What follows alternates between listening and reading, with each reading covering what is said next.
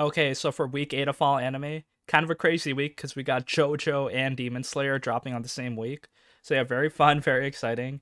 I'm gonna try to review them. I'll have like a big JoJo spoiler review at the end of this episode, probably like a 20-minute long review. And then I'll start off with reviewing all the regular seasonal shows we had. Yeah, I'll start off with Demon Slayer though. So yeah, for Demon Slayer episode 1, season 2, The Entertainment District. It's finally here. If you haven't seen the movie, you should. I'll try to not spoil the movie, but yeah, basically, we reach a new season, new environment. We had a long, kind of 40-minute episode here. So it's basically 2 episodes in one. They kind of like deal with the aftermath of the movie stuff. So Tanjiro, Inosuke, Zenitsu, they think like, oh, they're really weak. They can't really stand up to the upper moons. They're not as strong as the pillars. So they have to keep training. Long training arcs. We see Tanjiro, he lost his sword, so like the swordsmith's kind of like on his ass. So yeah, like the same comedies there. They kind of like get treated by the three girls, and then Tanjiro hangs out with the Flame Pillar's family. And then there's like some like small lore drops where like, oh, he's like the sun breathing technique, which we know. So stuff is being hinted throughout. The main thing here in this first episode is that we see the sound pillar. So he seems to be like the new protagonist that we're gonna follow throughout this season. So then he needs 2 girls for his special mission. So he just kidnaps 2 girls from the Demon Slayer Corps that like don't want to participate. And they're like, stop it, stop it. So Tanjiro kind of like becomes the hero. He's like, okay, take us instead. So then yeah, that's where we're going. So we're gonna follow the sound pillar. Tanjiro, Zenitsu, Inosuke, they go on a new mission. Maybe fight some new demons, get stronger, learn some more things about the world, and then stop the villain, stop Muzan. Because yeah, he kind of stopped turning into Michael Jackson here. And then he's just like disguised as like a little boy hanging out with his other family. So yeah, him and his upper moon, they're like, gonna be doing shit. So yeah, we'll see where it goes. Pretty solid first episode we had. Demon Slayer's finally back. I did finish the whole manga for this because like I really love the action depicted in the manga. Watching the anime sometimes feels like a slog just because the tropes are so strong, like the shonen elements. I feel like it's better paced in the manga, but then you can't go wrong with the Demon Slayer animation. So yeah, I'm excited to watch this season. It's probably going to be very exciting, very solid. So yeah, it's been a while for more Demon Slayer. And now for Mushoku Tensei Season 2, Episode 10. Yo, what a crazy episode. It kind of shows that, like, there are kind of consequences in this world. There are, like, some big pop-offs sometimes. Although Rudius really do got that, like, kind of isekai plot armor over here. So yeah, like, some real shit happens. So we see, like, the squad dead end. They kind of go through, like, this, like, icy mountain. There's, like, red dragons flying around. And then they just stop. They're frozen because they like kind of see some like killing intent coming from the other side of this mountain. So yeah, they actually meet the dragon god. So there's like 7 great powers in this universe. They've been like mentioning it, but now we kind of actually see one. So then they're like the 7 strongest beings. This guy's number 2. His name is Orsted, and he's kind of like this big, tall, like just like strong ass dude. So yeah, like they all freeze. Rugier is like to Rudius, yo, don't move a muscle. Because Rudius, he doesn't really feel any kind of like malice. Eris and Rugier are just like shit in their pants. So yeah, they kind of like stand still. And then yeah, it seems to be fine. Like that dude seems to know their names, so like he apparently has like knowledge.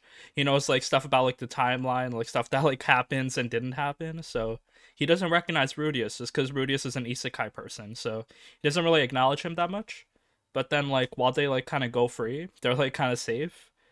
Rudius like he asks them a question. He's like, "Yo, who are you?" Come on, bro. You had your chance to like walk free, but no, Rudius had to like kind of test the limits. And yeah, in that moment, kind of Orsted, he's kind of taken aback, but he's like, okay, that's fine, whatever. And then like he asks Rudius, oh, who are you? Rudius is like, oh, I'm a gray rat, blah blah blah. And he's like, oh, have you ever seen the human god? And Rudius is like, yeah, I see him in my dreams, because he's like the guy kind of like guiding Rudius. And at that moment, he just kind of beats up Rudius, like punches him in the lungs, kind of incapacitates him. And he's trying to fight Rugier and Eris as well. Rugier is like really cool because he kind of deflects his attacks. So we see how Rugier is like super strong. But yeah, this guy Orsted is like even stronger. So he kind of knocks out Rugier pretty easily. He like kind of injures Eris as well. So they both look like they're about to die. And Rudius is still trying to fight a little bit, so he's using his incantationless magic.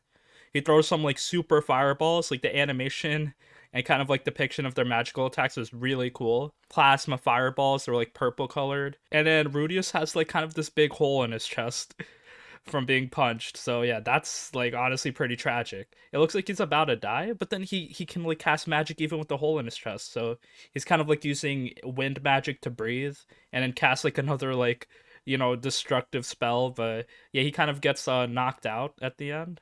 And it looks like he's about to die because he has a big hole in his chest. We see him talking to the human god, and the human god is like, "Oh yeah, the dragon god. He kind of has a curse where everyone that looks at him in this world, they either hate him or fear him. That's probably like why he lives kind of like a hard life, where he's like kind of evil. No one can really be his friend. He's just living in isolation his whole life, I guess, because he's cursed." So then we also realize that Rushirt has a similar curse where all the birds, since they use like this cursed spear, now the whole world sees them as evil. But then the thing is, like, since he shaved his head and stuff, like, the curse is slowly fading away.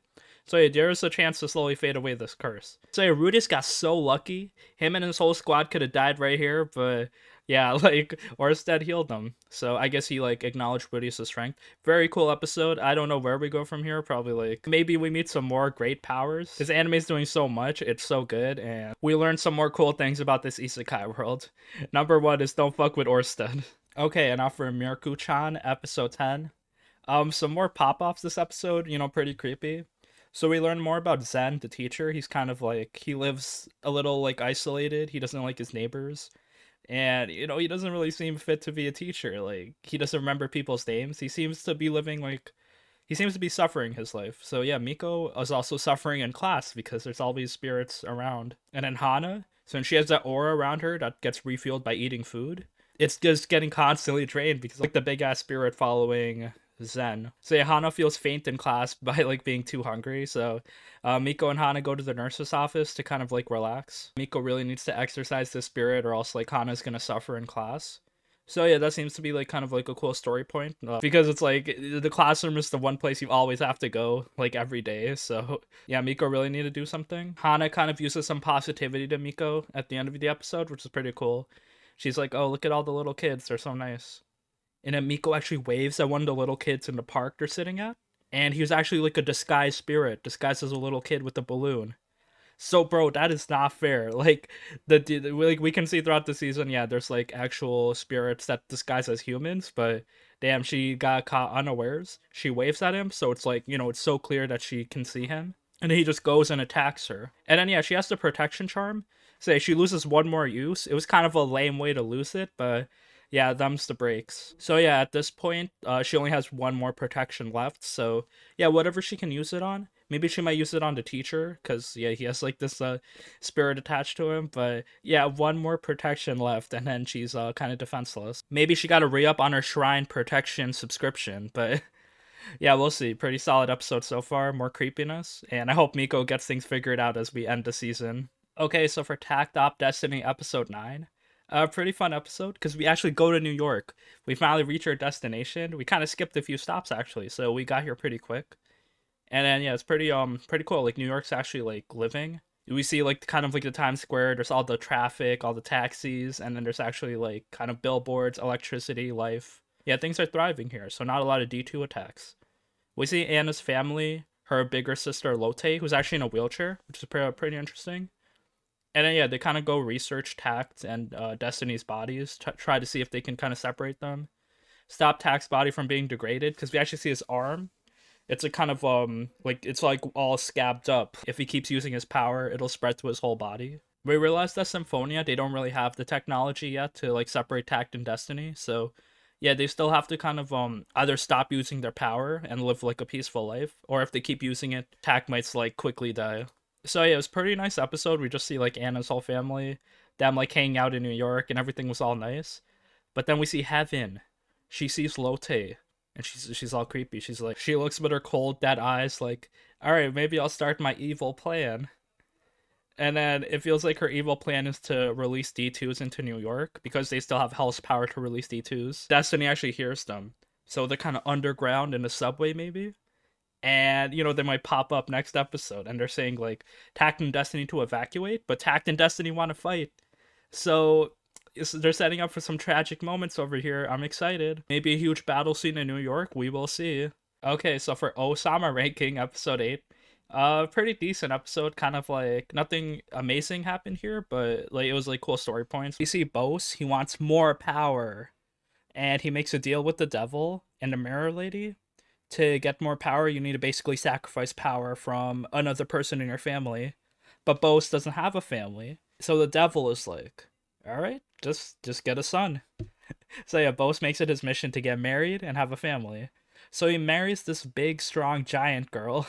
Pretty cool power couple. The tragic thing is that, like, oh, Bose is, he made a deal with the devil, so their kind of relationship isn't 100% pure. I like seeing Bose, though. He looked, like, kind of cute trying to flirt with her and stuff, and then, yeah, she was really strong, so they eventually get married. They do have a kid, which is Boji, and we see that Bose basically stole all of Boji's power. That's why he can't get stronger. So yeah, that makes sense. Bose realizes that Boji is still alive, training in the underworld. Hilling is kind of relieved to hear this because she was about to execute some people. We see Domas and the other guy to kind of escape. Like, they kind of regret trying to kill him. So yeah, Domas is going to see Boji. It's a pretty chill episode. I wonder where all these plot points are coming from. But yeah, definitely very enjoyable anime. The story is unraveling pretty nicely. And all these characters are like kind of hilarious. Okay, so for Platinum End episode 9... pretty crazy episode. It was kind of a pop-off. We see like that green-haired JoJo character with the sword. He's actually like pretty strong. And yeah, we see he's a god candidate. His angel's like this like really beautiful, handsome dude. So yeah, the dude, he was ugly and his mom was like a prostitute, so she killed herself. And then he's also like, get bullied in school a lot. So yeah, that's why he turned into a god candidate. He was just basically at the end of his life. So he basically got plastic surgery and now he's like, he's not confident yet. He doesn't know how to talk to girls, but he kind of idolizes Metropoliman because Metropoliman looks like the ideal confident dude. So yeah, our green-haired character, I forgot his name, but basically he kidnaps Mukaido's family, which is kind of crazy. They're still alive, but they're in like some kind of like glass cage. We realized that like the arrows can go through objects, so he can shoot people through like one-way glass. So that might be something that'll happen. Mirai and Mukaido are like running trying to rescue her, and Isaki's kind of like left back because she doesn't have wings, so yeah, she feels kind of inferior. I wonder what's going to happen. Probably kind of cool pop-off fight. It's probably going to be some tragic stuff, maybe some twists. So, yeah, I guess we'll see what's going to happen. Because this green-haired villain, we got to deal with him. Okay, so for Komi Can't Communicate, episode 8. Pretty fun, nice slice of life episode. Komi meets her family. We see Komi's aunt and uncle and cousin. They're kind of like, the aunt is the same as her mom. They're very attractive and like to talk a lot. The uncle is very tough and he also cannot communicate. And Komi's cousin, she's kind of afraid of Komi, but they kind of like interact a bit more, play board games, so that was cool. They also go to a festival. We see like everyone in yukata, so yeah, cool festival episode as well. We go to Tadano's house at the end, where they're trying to do their summer homework. Yeah, that's cool. More like Komi Tadano stuff. We see more characters interacting. So yeah, very solid episode. Okay, so for 86 season 2 episode 8. So it looks like Shin and his forces, they fight pretty well. Basically, the kind of railgun legion that they're looking for, he's not in the city they're attacking. He's like somewhere far up. So they kind of like go chase him, while everyone else kind of like deals with the like stray legions around them. They kind of won the first battle. They got some casualties, but yeah, they're like, their final mission is to actually defeat this big kind of shepherd with the railgun. We also see Frederica's also there, so she actually snuck her way onto the army, and now she's like part of the battle. So yeah, she wants all these guys to live. We will see if they do live, as they're kind of like in this peaceful forest area so far. So yeah, it's kind of like a break before they actually like go on their final mission. Okay, so for Jahy-sama Will Not Be Defeated, episode 18. Pretty cool episode. We get some skits. Basically, Savra, she gets the light power from like the light demon, and now she is trying to attack Jahy. But her lightsaber, it doesn't really damage Jahy at all. Maybe because Jahy's really strong. So yeah, Savra gets defeated, but at least Jahy kind of acknowledges her now. So that's a small victory for her. We also see Kokoro running away from Jahy in another skit. And Jahy's like, did I do something wrong? Why is Kokoro avoiding me? So that it was a very heartwarming episode because we see Jahy actually has like a lot of strong emotions to Kokoro. And it's kind of a misunderstanding because Kokoro has some like tooth disease that she doesn't want to spread to Jahy. So yeah, it's all good there.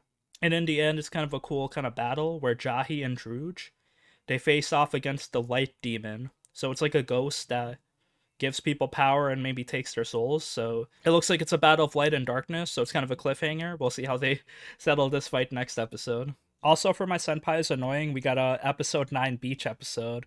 So, damn, a lot of fan service. We see every character is just, like, shipped. There's workplace romance, titty staring, and pedophilia. So, I'm not really a fan of that tan girl and the high school boy, like, developing feelings for each other. But besides that, the anime is, like, okay. JoJo Part 6, it's finally out. It's been like a 3-year drought of JoJo, but it's finally here. We're kind of back to form. I love Part 6. I read the manga, and then it was just like so bizarre. Like, literally, a lot of fights were so confusing, but then there were so many pop offs, some epic moments. And the anime is just reminding me how good everything is. It's been a while since I read it, so I might have forgotten a few details, but watching it, it's like, damn, this is all I wanted. So the soundtrack is awesome. The fights, they're like kind of explained better in the anime, so you can actually like see the action flow. The voice acting, the stands, the craziness, the kind of callback to older characters, it's all great. And we got a bunch of crazy fights because we're trapped here for 15 years in a Florida prison, so we gotta escape or do something. And Netflix just gave us 12 episodes straight up, so I'm not sure what their release schedule is, if they release 12 at once and then now it's going to be weekly, one at a time, or if it's going to be like we wait a whole month and we get like another 12 or something like that. I would have preferred a weekly, once a week type of thing, just because, like the JoJo burnout, you see these 12 episodes on Netflix, and it's like, oh, what do I do now? And yeah, it was very exciting. So I guess I'll just like go through like the 12 episodes, the stand fights, everything, like quickly, my opinions. So yeah, here we go. So yeah, we had 7 stand fights. Basically, episode 1, yeah, we see Jolene go to jail. Her kind of elf lawyer just like betraying her, and then like everything's just like gone to shit. She gets her stand power from like her dad's pendant that has like an arrow fragment, and yeah, she has stone free. Although the localized name of her stand is like Stone Ocean, so it's the same name as the title. So the stand battles we had here, we had 7. We had Goo Goo Dolls, Manhattan Transfer, White Snake, Highway to Hell, Marilyn Manson, and Jumpin' Jack Flash. Also, they had some cool localized names. It was Gigi Dolls, Downtown Transfer, Pale Snake, Freeway Through Hell, and Jumpin' Jack Spark. So the localized names weren't like too terrible. Like, I think like Pale Snake was the worst, but yeah, it's whatever.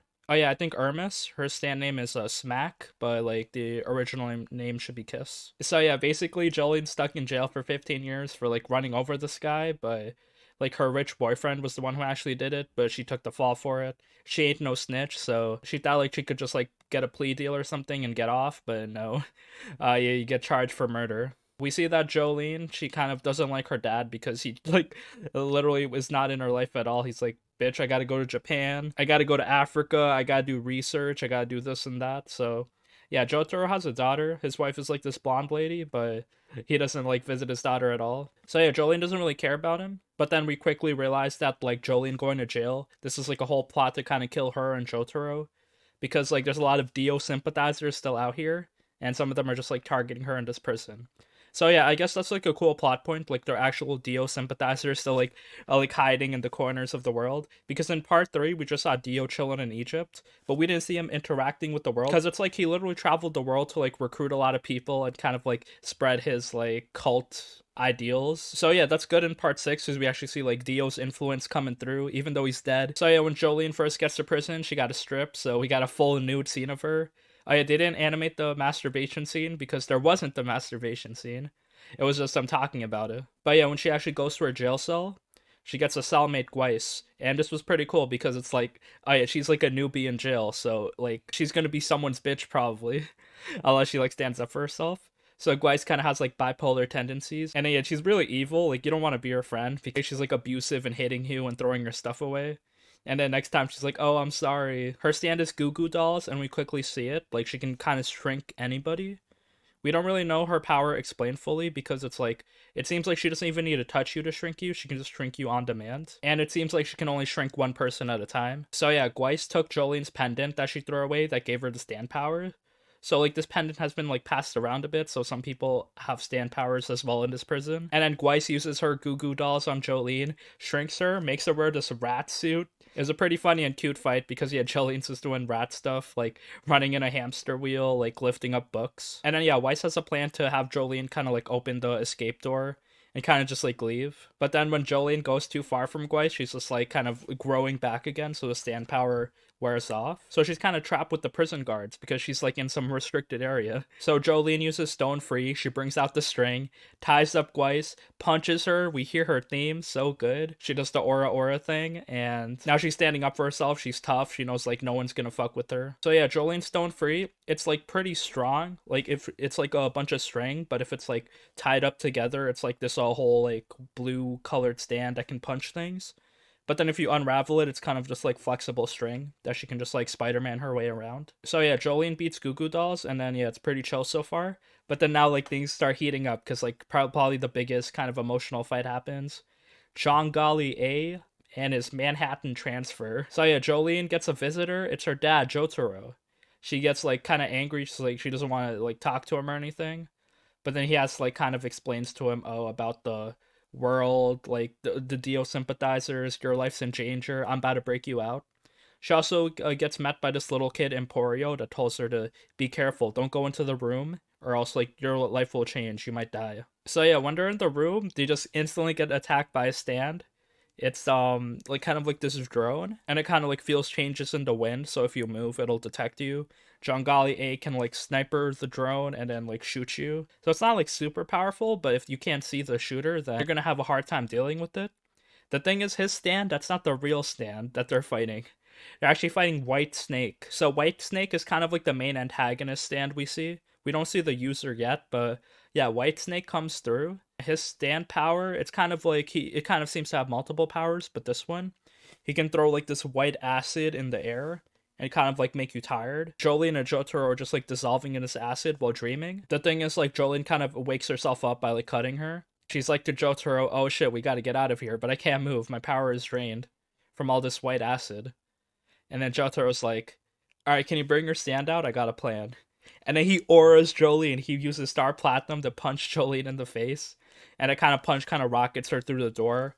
And then like they break the escape door. So yeah, they survived the White Snake attack, but then now John Golly A is chasing them with his Manhattan transfer. So yeah, they're slowly running away from the prison trying to escape because like Jotaro got the Speedwagon Foundation like calling a submarine for them. Jotaro's trying to protect Jolene because she's gonna get shot by John Golly A because he disguised himself as a prison guard. So while he uses Zawardo to stop time, White Snake takes his opportunity to like sneak up on Jotaro and use a second power, which is just turn your soul into two CDs.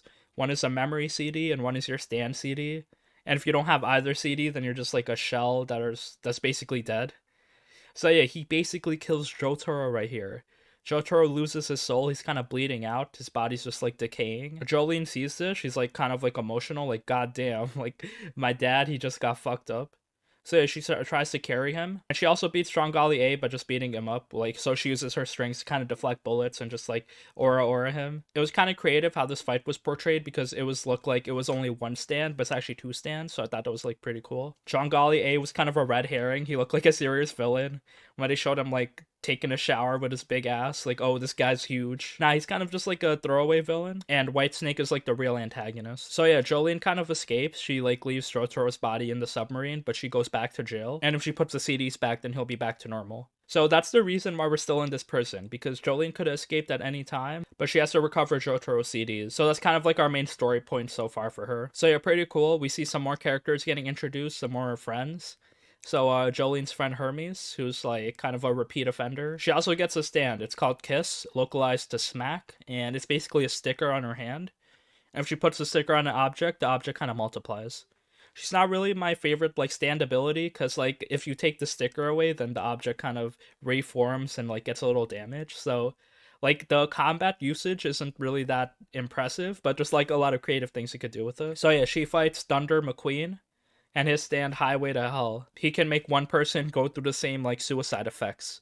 So if he kind of like chokes himself, like the other person like is getting choked out as well. Or if he drowns himself, yeah, they're getting like suffocated. Basically a stand is bad news because you can't really control it. Like you literally have to kill this guy in order for him to not commit suicide. So it's kind of counterproductive. So Hermes tries to do a lot of things to like stop him from committing suicide. She tries to give him some life advice like, oh, don't end it here. He also has a lot of bad luck, which we see his backstory where he wanted to kill himself with a shotgun, but he accidentally like misfired and shot outside. And it was a girl like falling outside his building that was also trying to commit suicide at the same time, and he shot her. So yeah, he went to jail on a whole like murder charge accidentally. Like he didn't really shoot her; she was gonna die anyway. So yeah, his life is pretty tragic. Like leave it to JoJo to like sum up their backstory so quickly. Hermes kind of just like risked her life by like putting a sticker on him while he's getting electrocuted. So there's like two McQueens.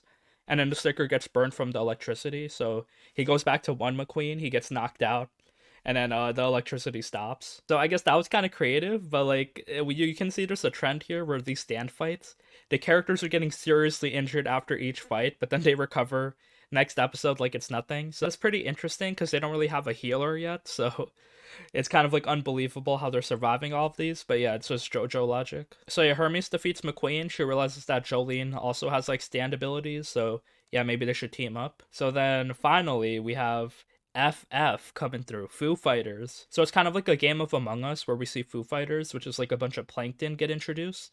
So he's like the villain. Jolene and Hermes with 3 other people, they go try to look for these like kind of missing prisoners in this like marshland. And then they have like these bomb wristbands that'll blow up if they run away far from the prison guard. So the thing is, the prison guard instantly gets attacked and dies. So then they kind of have to like recover his body or else their arm will get blown off. One of the girls, her arm gets blown off anyway. She has green hair. And then yeah, they kind of have a whole thing where like they find a shed with Whitesnake's discs. She actually recovers the Star Platinum disc, which is pretty huge because if you give it back to Jotaro, his body will be kind of back to normal. Like you only need his memory disc then. So yeah, they go like exploring this farm. The thing is, they realize that instead of 5 people in their group, there's 6 people now.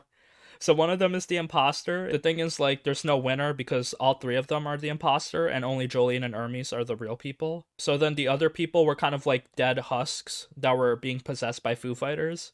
So we realized that Foo Fighters is kind of like a bunch of like intelligent plankton, and a Whitesnake kind of gave it intelligence by giving it a CD and giving it a stand power.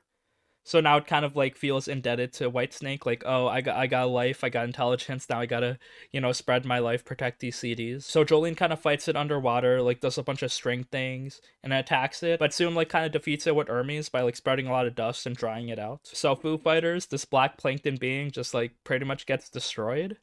The thing is, Jolene kind of feels sympathy for it, like, oh, it's just protecting the CDs. It doesn't feel loyalty to Whitesnake, it's just trying to live its life. So yeah, kind of cool hero moment because she saves Foo Fighters, gives it some water, and now Foo Fighters possesses one of the bodies of the dead girl with the green hair, and she joins the team. So the thick green-haired girl is part of our team, Foo Fighters. So now we have Jolene, Hermes, and Foo Fighters all together. It's pretty cool. She's like really funny, one of my favorite characters. And her ability, she has like kind of plankton gun on her hand, so she can like shoot like black bullets. And yeah, this is our team so far. It's pretty cool. Next episode, we see Foo Fighters and Jolene throwing baseballs together. And then they're fighting Marilyn Manson, who gets her stand ability from this black priest named Poochie, who seems to be the owner of Whitesnake. So we meet our cool black priest. We'll see him more throughout the series, but yeah, he's like super evil. He's giving people stand abilities just to beat Jolene. So then Marilyn Manson, the owner, is Mieruko-chan, and then like the stand ability is kind of like a debt collector. So any type of gamble you make, if you lose the gamble, it's going to take something of value from you. So Jolene sees that she's kind of suspicious, so she doesn't want to agree to the gambles, but then she's like, oh, I'll give you $100, I'll give you $1,000 if you like throw the baseball 100 times. So they're like, yeah, that's easy money, let's take it. The thing is, like, while they're throwing the ball around, their time in the yard is up. Like, they have to go back to prison. So, yeah, they just can't throw the ball once they're getting interrupted. So yeah, Hermes kind of fails the challenge, and then her liver gets taken, like, for $1,000. So then Jolene's like, okay, let's do 1,000 throws. So her and Foo Fighters are throwing the ball 1,000 times. And then if Jolene fails, it's all over for her. Her liver will also be taken. So yeah, this was honestly a pretty tense and fun stand fight because it's just them throwing baseballs together, but it was like so tense. They like go run around the prison. Mieruko-chan like turns off the lights sometimes, so it's like they might drop the ball. There was like a cool moment where Jolene and Mieruko-chan were on an elevator and Foo Fighters was not on the elevator, so she had to kind of open the elevator doors to throw the ball. So then this prison guard comes and interrupts and actually catches the ball instead of Foo Fighters. But then Jolene has some string attached to the ball, so she just brings that ball back and it's like, oh, you didn't say we had to throw it to each other. We could throw it to other people outside. And then, yeah, Mieruko-chan gets defeated since they didn't lose the game. And then Jolene does like a whole aura throwing the ball. And then, yeah, we defeat Marilyn Manson. It was pretty fun, kind of lighthearted, cool fight. We see like kind of Foo Fighters being part of the squad, just like being funny. Adding another level of support for the team. Also, like, she loves drinking water, so don't get between her and her water. And then after that, we get Operation Savage Garden, which was kind of like the ending fight. So it was kind of like the worst fight, but there was a lot of cool moments. So basically Jolene, she recovered the stand CD, so she has to deliver it to Jotaro. So she calls Speedwagon Foundation on the payphone and deliver it to Savage Garden. So yeah, Jolene doesn't know what it means, but she has to go to the prison yard in 20 minutes So then, of course, there's like kind of stands interrupting her. But before that, Emporio kind of helps her. So we see Emporio, he's like this little kid who was born into prison and he's just like living there. Whitesnake actually killed his mom and then he's just like kind of just like living in this prison. His abilities, he can manifest ghost objects. So we see like this person is actually like a ghost building. So he can bring back like garbage cans or like rooms that kind of existed before but don't exist now. So he kind of like lives in this like room hidden in the wall. And we see some other characters. There's like this pink-haired dude that we don't know much about, and then there's other guy, Weather Report. One of my favorite characters. He's so strong, powerful, cool, and then he's just like so solid in a fight. I loved how like they animated him. His voice was nice, and then he's just like kind of like a big tough dude, but also like kind of very sensitive, and he doesn't have his memory, so he's just like kind of living his life trying to find his memory. It's implied that Pucci stole his memory disk. So yeah, Jolene and Weather Report go to the yard to try to finish Operation Savage Garden, and then they get stopped by Jumpin' Jack Flash. So yeah, this dude is kind of like this anti-gravity dude, which was pretty cool. When reading the manga, I thought like the fight was like pretty intense. Like damn, a lot of people are bleeding, and then they're just like flying through the air. To see it animated, it was kind of lame. I thought like I didn't think the fight was that impactful. It was just like they were like flying in the air with their cloud suits. There was like a comical amount of blood coming out of them. So this was like kind of my least favorite fight out of like these 12 episodes. The thing is, it wasn't too bad. So yeah, JJF, he's kind of like he has like this brown suit. He's just like running around anti-gravity shit. He touches Jolene and it makes her like kind of weightless, so everything Jolene touches is kind of flying. All the air is kind of escaping their room, and he's shooting a bunch of debris as well, using his power. So he kind of has like a funny modified battle suit. Jolene kind of like defeats him using Weather Report's help by like Weather making astronaut suits for them. Jolene kind of flying with their cloud suit and kind of fighting him, and using her stone free to kind of use strings to shoot back the bullets at him. So yeah, it was a pretty intense fight. They do beat him in the end, and Jolene does get to go free into the prison yard. The thing is, she meets Pucci while opening the door. She doesn't know if Pucci's evil or not. She doesn't know anything about him, so she kind of like thinks he's just a random priest and is like, "Oh, father, can I please go through for like a minute?" And yeah, Pucci lets her go because he doesn't want to like kind of reveal his identity. Because Weather Report is also kind of hiding in the back, but he's also injured. So yeah, Jolene goes to the yard, but she gets shot twice by this other prison guard, controlled by Pucci. So he had like kind of a backup plan. So that's super intense. She's like about to get killed. This guy's about to shoot her in the head. She's like bleeding out, kind of like trying not to pass out. And a Weather Report is so cool, bro. This dude is so OP. I just love seeing like his power, like uniqueness. Like, oh, this dude can control the weather, but he can also do a lot of like crazy freak shit as well. So he kind of summons like a rain of poison dart frogs, like these blue frogs that are just raining, kind of like this slime that's like super poisonous if it gets in your body. So it's just raining frogs, like millions of frogs are raining. The prison guard that shot Jolene, he kind of gets like poisoned, and then Jolene's trying to use her stone free to create a net to kind of protect herself from the frog rain. They kind of explain how this has to do with the weather because of just like a massive tornado, there's just like a rain of animals. Pucci also gets like affected by the frogs. He's just trapped in the hallway. He doesn't have a key card, and like the frogs are just like cornering him. He has nowhere else to go. So yeah, Pucci's about to get defeated so quickly. Pucci narrowly escapes. He tries to get the CD back from Jolene because he assumes that she's dead, covered in frogs. But the thing is, she has like this net protecting her, which was pretty cool. So like none of the frogs actually touched her. They're just like kind of tied up around her body. And then yeah, she steals the CD from Whitesnake. She gives it to Savage Garden, who's just like this carrier pigeon. And then yeah, operation complete. Jotaro is saved. Jolene sees Whitesnake. Oh, the iconic Whitesnake with the gun scene. Yo, why have a stand when you can just give your stand a gun? But she passes out from getting shot twice. Pucci has to leave because like there's a whole commotion, so he kind of disappears as well. We end the 12 episodes there. It was so spicy. I love watching it. There's like a cliffhanger now, like, oh shit, we kind of like finished this whole arc and now we have to deal with Pucci now. We kind of like have to find his identity and then defeat him. So again, the anime is just starting out, even though we had 12 episodes, like a whole season of anime basically. Part 6 is still not close to finished. We still didn't meet a lot of characters. We don't know a lot of people's motivations and like fully know their stand powers yet. There's definitely going to be a lot of crazy fights I gotta prepare for, and yeah, a lot of just like cool shit in this anime. The ED was kind of cool. It was called Distant Dreamer. So yeah, we didn't get Ocean Man, but yeah, Distant Dreamer is pretty solid. There's not really a lot of visuals in the ED. It's just like kind of CGI beach. There's probably going to be multiple endings as we go. Oh, the OP also in episode 12 had actual sound effects in the OP. So they actually give us sound effects OP like so quickly. So yeah, a lot of stuff here. JoJo is back, and it was very enjoyable to watch this. And yeah, hopefully you enjoyed my review. This bizarre adventure, it's continuing. And yeah, that's it for week 8 of fall anime. Please let me know what your favorite episode this week was.